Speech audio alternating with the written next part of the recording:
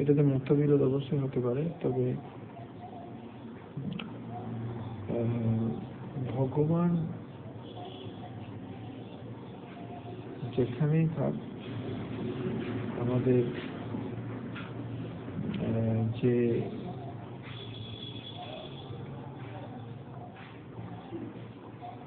যারা যেভাবেই আমাদের সৃষ্টি হোক, আমাদের একটা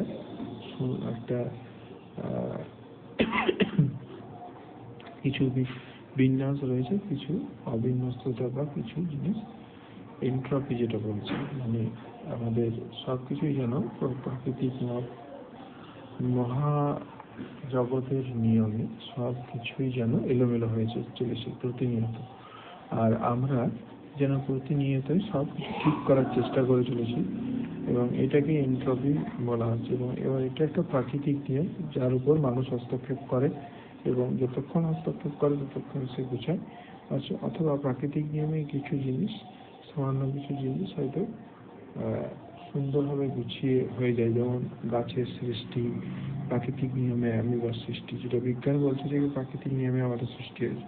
প্রথমে ডিএনএ আরএনএ থেকে আমাদের সৃষ্টি হয়েছে। একটা যে অ্যালুমিনিয়ামের যে রিয়াকশন, এখানে দেখা যায় একটা স্লো রিয়াকশন অ্যালুমিনিয়ামের সঙ্গে অক্সিজেনের, যে অ্যালুমিনিয়াম অক্সাইডে যেখানে অ্যালুমিনিয়াম একটা ধীরে ধীরে ধীরে ধীরে একটা গাছের মতো আকার নিচ্ছে, একটা কেমিক্যাল রিয়াকশন, সেই রকম ইন্টারনেটে যেগুলো ঘাটলে পাওয়া যায়। তো সেই রকম আমাদের একটা সৃষ্টি হয়েছে, এবং সেই সৃষ্টির মাঝে আমাদের চেতনা বাস করে, সেই চেতনার অস্তিত্ব রয়েছে।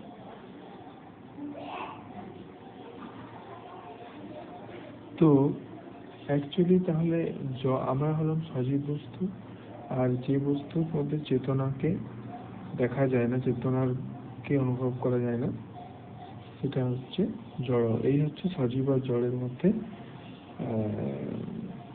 সাদৃশ্য, মিল ও তফাৎ দুটো।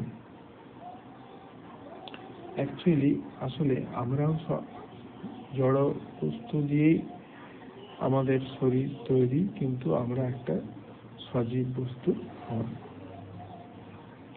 এখানে এবারে আমরা তো অনেকেই জানি যে নারী ও পুরুষের মধ্যে তফাৎটা কোথায়, যে একমাত্র যে আমাদের নারীর শরীর যে সুন্দর হয়, কারণ তারা সমাজ চায় নারীরা সুন্দর হোক ও পুরুষরা রিস্কি হোক এবং শক্তিশালী হোক, এটা সমাজের ইচ্ছা। তো পুরুষরা শক্তির অধিকারী, নারীরা সৌন্দর্যের অধিকারী। তো এটা সমাজ চায়, এবং সমাজ তার একটা ডেফিনেশন দিয়ে রেখেছে। এবং এই প্রসঙ্গেই যে অনেক কিছু আমাদের ভাব আবেগ চলে আসে, কারণ এই ভাব আবেগগুলো আমাদের সমাজ আমাদের মধ্যে ইমপ্লিমেন্ট করে রেখেছে। যেমন কামের অনুভূতি, যেমন আমাদের sex, desire of sex, food and sex, আমাদের যে বেসিক ডিমান্ড, অন্ন বস্ত্র বাসস্থান এর সাথে আমাদের খাদ্য ও কাম মিলনের ইচ্ছা, এটা আমাদের বেসিক, যেটার প্রতি আমাদের ব্রেন সবচেয়ে বেশি আকৃষ্ট হয়। যদিও আমাদের চার্লস ডারউইন যেটা আমাদের তত্ত্ব বহু বছর আগে যেটা বের করে রেখেছেন, যে আমাদের উদ্দেশ্য হলো অস্তিত্বের সংগ্রাম, স্ট্রাগল ফর এক্সিস্টেন্স। তো আমাদের এইটা হচ্ছে সবচেয়ে মেইন উদ্দেশ্য। এছাড়া আমাদের যে মোহ, মায়াজাল, সেটা একটা অদ্বৈতবাদের একটা যে নীতি, যে আমরা যেটা দেখছি, যেটা শুনছি, কেবলমাত্র সেটাই, যেটা হাত দিচ্ছি, স্পর্শ করছি বা যেটা দেখছি, কেবল সেটাই সত্যি, আর বাকি সবই মিথ্যে। অদ্বৈতবাদে যেটা বলা হয়েছে, এটা আমাদের হিন্দু ধর্মের বহু হাজার বছর আগে মুনি ঋষিরা কথিত আছে যে এটা উপলব্ধি করেছিল, এবং তারা এইভাবেই তারা পরবর্তী প্রজন্মের মধ্যে এটা সেই তথ্যটি সঞ্চারিত করেছে শিক্ষার আকারে। এছাড়াও যে নারী পুরুষের মধ্যে যে তফাৎ, সেটাও তো আমরা অনেকেই জানি। এবং যে শারীরিক যে আকর্ষণ, বিশেষ নারীর সৌন্দর্যের প্রতি পুরুষ আসক্ত বা আকৃষ্ট বা প্রভাবিত, সব তিনটেই, অথবা মোহিত, তিনটে। আবার পুরুষের ক্ষমতা ও টাকা এবং তার পেশি শক্তি এবং তার মান সম্মান, এগুলোর প্রতি নারী বা স্ত্রী আকৃষ্ট বা আকর্ষিত, সবগুলো, বা প্রভাবিত বা মোহিত, সবগুলো। তো মেন আমাদের সমাজ যেটা আমাদের ডিফাইন করেছে, বা সমাজ যে শেপ দিয়েছে, সেখানে নারীরা সৌন্দর্যের উপাসক, পুরুষরা শক্তি ও শৌর্য বা ক্ষমতা, টাকা, এইসবের উপাসক, সাহসিকতার উপাসক। পুরুষেরা সাহসিকতার পরিচয় দিয়ে বাঁচে, এবং নারীরা সৌন্দর্য, আকর্ষণ, মোহ, এইসবের পরিচয় দিয়ে নারীরা তাদের জীবন আমাদের অতিবাহিত করে গোটা পৃথিবী জুড়ে। এটা আমাদের দেশেই কেবল নয়, এটা ওভারঅল গোটা মানব সমাজের মধ্যে এই কালচার রয়েছে। যদিও দেশ উন্নত হচ্ছে, স্থান ভেদে, কাল ভেদে, সর্বক্ষেত্রে এক না হতে পারে, তবুও মোটামুটি ওভারঅল এটাই একটা সুন্দরতম, সহজতম একটা উপায় বা পদ্ধতি সমাজের, যেটা প্রাকৃতিকভাবে সবাইকে একটা সুশৃঙ্খলভাবে, যেটা বলছে ইকোলজি, একটা শৃঙ্খলায়, জীবন শৃঙ্খলায় বাঁধা যায়। এরপরে নারীর যে শরীর, পুরুষের যে শরীর, পুরুষের শরীরটা এরকম কেন? পুরুষের থেকে নারীর শরীরটা এতটা ডিফারেন্স কেন? পুরুষের কেন এত পুষ্টি দিতে? কারণ খুব সহজভাবে পাই যে পুরুষরা সৌন্দর্যের উপাসক নয়। পুরুষরা সৌন্দর্যের থেকে তারা সাহসিকতার উপাসনা করে, তারা সাহসিকতার পরিচয় দেওয়ার চেষ্টা করে, এবং সমাজ সেটাই চায় যে পুরুষ মানে সে শক্তির প্রদর্শন করবে, সে সাহসের প্রদর্শন করবে, সে রিস্ক প্রদর্শন করবে, সে রিস্ক নেওয়ার তার ক্ষমতা প্রদর্শন করবে, তার ক্ষমতা প্রদর্শন করবে। এবং নারী কি করবে? নারী তার সৌন্দর্যকে ফুটিয়ে তোলার চেষ্টা করবে। বিভিন্ন আদিবাসী সমাজে সেই একই প্রথা, একই রীতিতে চলে আসছে। এরপরে আমরা যে 5টা সেন্স দিয়ে, অ্যাকচুয়ালি 5টা বললে ভুল হবে, 5-এর বেশি, বুদ্ধিটা একটা সেন্স, কারণ বুদ্ধি দিয়ে আমরা কিছু দেখতে পাই, ভবিষ্যৎ অবধি কিছু দেখতে পাই, অনুভব করার চেষ্টা করতে পারি, অনুভব করতে পারি। চক্ষু, চোখ দিয়ে দেখি, কর্ণ, কান দিয়ে শুনি, নাসিকা, নাক দিয়ে গন্ধ অনুভব করি, বা কেমিক্যাল রিয়াকশনকে নাক দিয়ে ফিল করতে পারি, জিভ দিয়ে টেস্ট করতে পারি, এবং ত্বক দিয়ে স্পর্শ করে, টাচ করে বুঝতে পারি। এছাড়াও বুদ্ধি দিয়ে আমরা এর ভবিষ্যতে কি ঘটবে তার একটা ধারণা গ্রহণ করতে পারি। তো ভবিষ্যতে আমাদের যেভাবে আমরা থাকি না কেন, একটা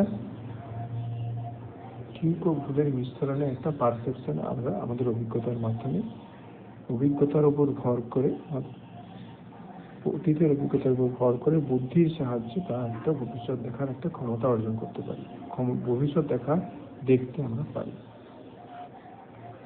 তাহলে অ্যাকচুয়ালি এইগুলো তো জেনে আমাদের পেট চলে না এগুলো জেনে আমাদের বরং আমাদের মার্কেট আরো ডাউন হয়। এগুলো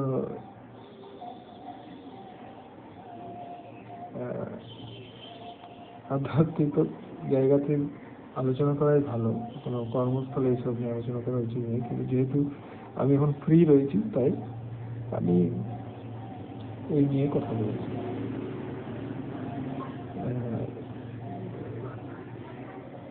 এরপরে আমাদের যে স্মৃতি, তো স্মৃতি নিয়েও আমি আগেও বলেছি যে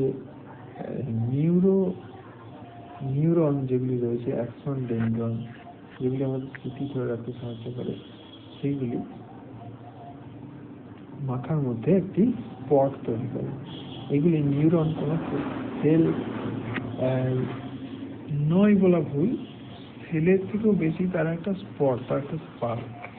নিউরনের অ্যাকশন ও ডেনড্রন স্পার্ক, এর উপরে স্পার্ক, ব্রেন সেলের উপরে লেয়ার বাই লেয়ার স্পার্ক। সেখানে কিছু আমাদের কাজ অটোমেটিক হয়ে চলেছে, যেমন হার্টবিট, ফুসফুস, এগুলো অটোমেটিক চলছে। এবং চাইলে বিজ্ঞানীরা এটা দেখেছে, বা আমি নিজেও এটা দেখেছি গবেষণা করে, যে মানে নিজেও এটাকে এক্সপেরিমেন্ট নিজের উপরে করে দেখেছি, যে এগুলো কিছুটা অনেকটা অংশে নিজেরা ইচ্ছা মতো চালানো বা বন্ধ করা যায়। এবং রিসার্চে এটাও দেখা গেছে যে মানুষ চাইলে দম নিজের বন্ধ করে সে সুইসাইড বা মৃত্যুবরণ করতে পারে।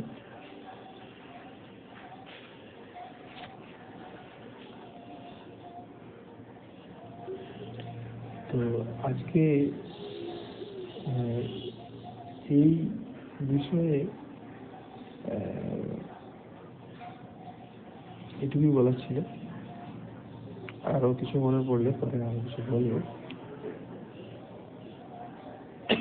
তবে জীবনে চলতে গিয়ে অনেক বাধা আছে, কয়েকটা পজিটিভ বলবো।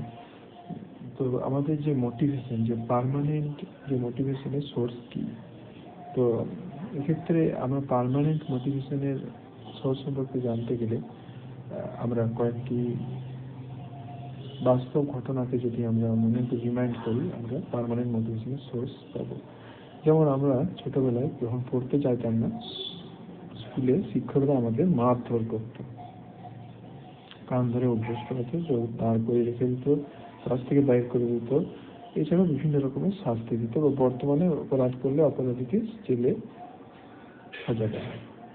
ঠিক এখান থেকে আমরা কি শিক্ষা পেতে পারি? এখান থেকে আমরা জানতে পারি যে ভয়ের মাধ্যমে আমরা কাজকে সম্পূর্ণ করতে পারি। তো এখানে একটা আরেকটা গল্প আমি শুনেছিলাম, যেটা আমি পুরোটা সঠিকভাবে বলতে পারবো কিনা জানি না, তবুও কিছুটা আমি মেন যে বিষয় সেটা আমি বলতে পারবো। যে একজন অফিসে একজন কর্মচারী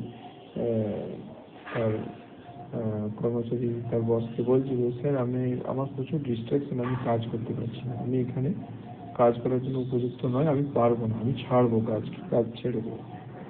তখন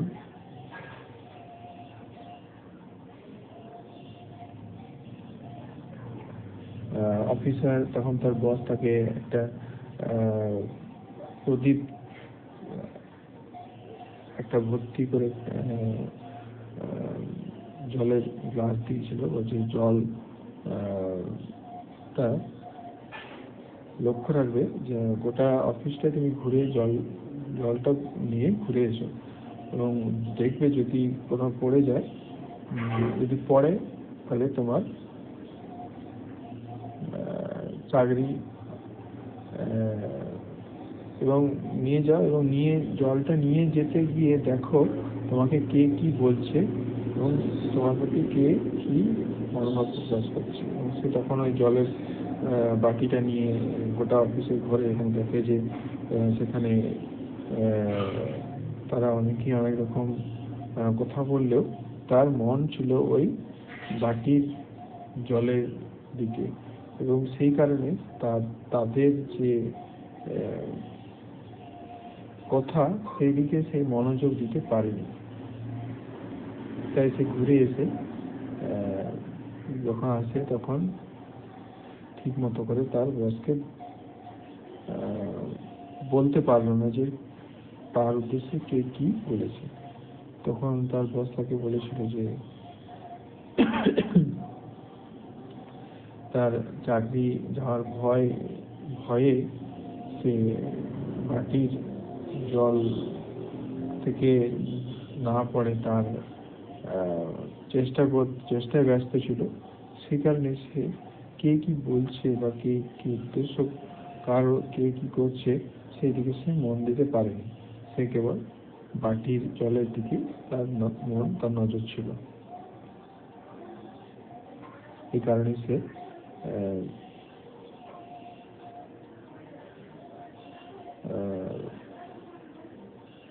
তো এখান থেকেও একটা ধারণা পাওয়া যায় যে নিজের কাজ করে যাওয়া, একটা আধ্যাত্মিকতায় বা ধর্মের কথায় বলা হয়েছে যে, বা সব জায়গাতে ইন্টারনেটে একটা কথা প্রচলিত আছে যে নাম জপতে রহো কাম করতে চলো। নাম জপতে চলো কাম করতে চলো, মানে নিজের কাজ করে যা, কে কি করলো কে কি বললো তার দিকে নজর কম দাও।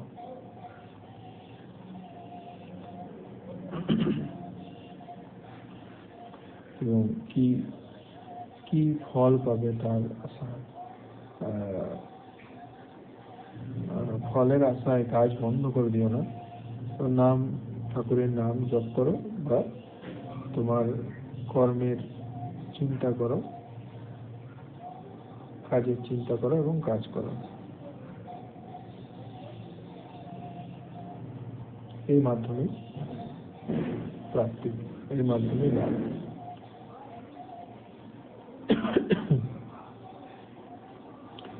এবং আমাদের যে কি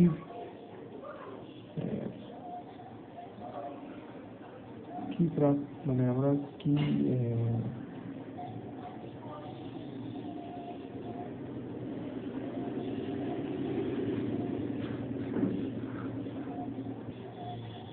এছাড়া আর একটি কথা আলোচনা করব যে মহিলা ও পুরুষের যে শরীরের স্ট্রাকচার কেন এরকম, সে নিয়ে কিছু কথা বলবো।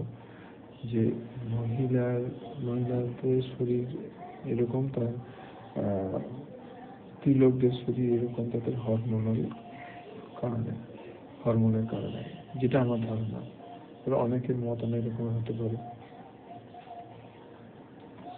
সমস্ত প্রাণী জগতে স্ত্রী লিঙ্গের কোনো প্রাণীর স্ত্রীদের আকার বড় হয়, পুরুষদের আকার ছোট হয়, অথবা কোনো প্রাণীর স্ত্রীদের আকার ছোট হয়, পুরুষদের আকার বড় হয়।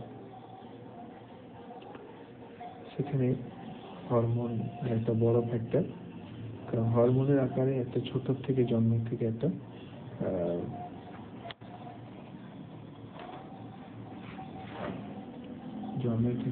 বড়